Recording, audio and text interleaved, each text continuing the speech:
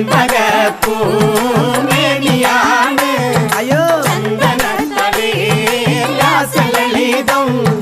ചന്ദ്രോദയത്തിന്റെ കാന്തിയാണ് അവൾ ചാരുറ്റ താരുണ്യ രാഗമാണ് അന്നൊരു നാള് പാത്തുമോള് ഉമ്മയരികിൽ നിന്നു കൊഞ്ചി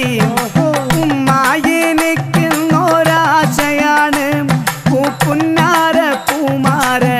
കാഴ്ച കാണാൻ ചെമ്പകപ്പൂ